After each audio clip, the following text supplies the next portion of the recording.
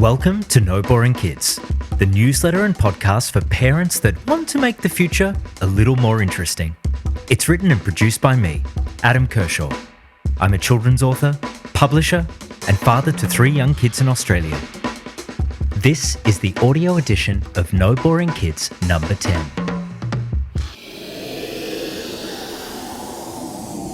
Halley's Comet.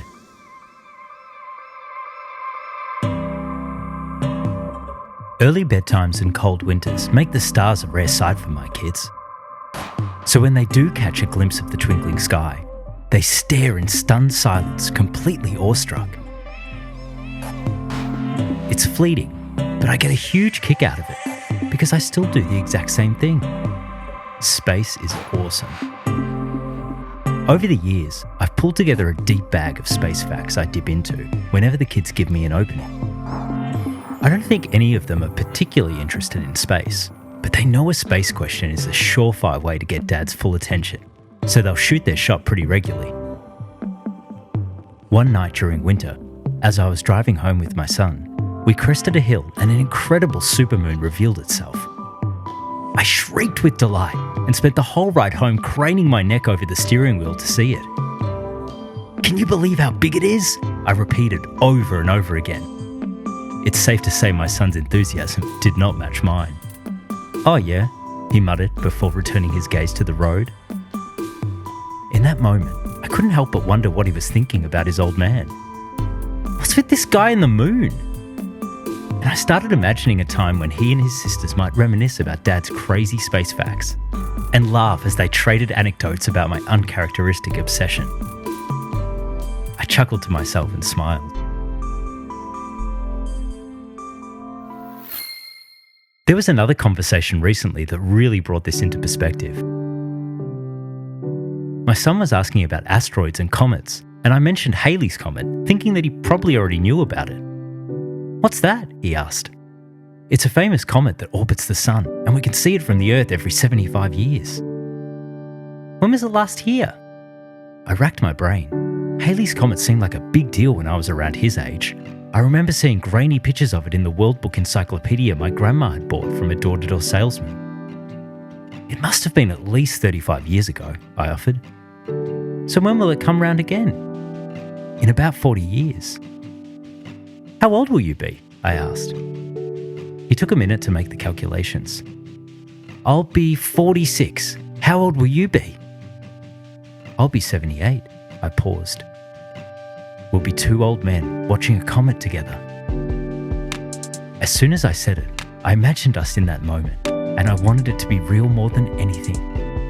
All the life we'd lived between now and then, to reach that moment and still be together. I couldn't imagine anything more perfect. It brought a tear to my eye. My beautiful moment was quickly interrupted though. "I won't be an old man, Dad," my son chirped from the back seat. "But you will be." He was right, but it didn't matter. The idea that I could gaze at the stars together with my son in 40 years' time brought me incredible joy.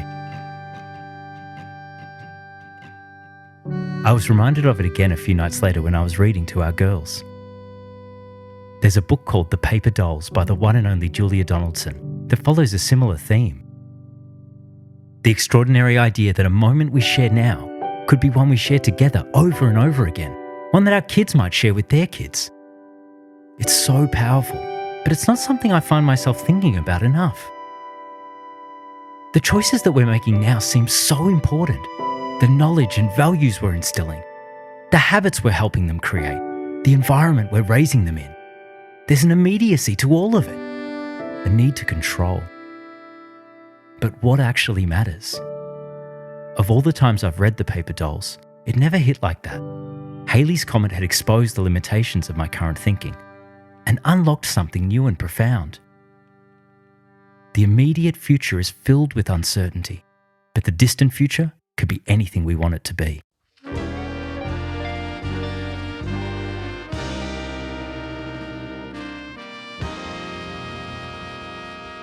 There's incredible comfort in that. It crystallizes what matters, especially when so much of our energy is spent agonizing over what we might be doing wrong as parents. retracing the steps that brought us to that moment under the stars. No single choice has any significance. Whatever life threw at us, we must have overcome it all. And all that matters is that we're there, together. An old man and his not-so-old son, sharing the moment of a lifetime.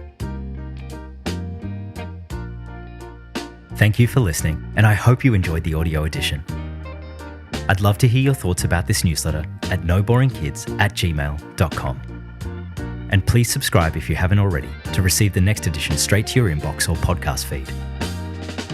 Until then, keep it interesting.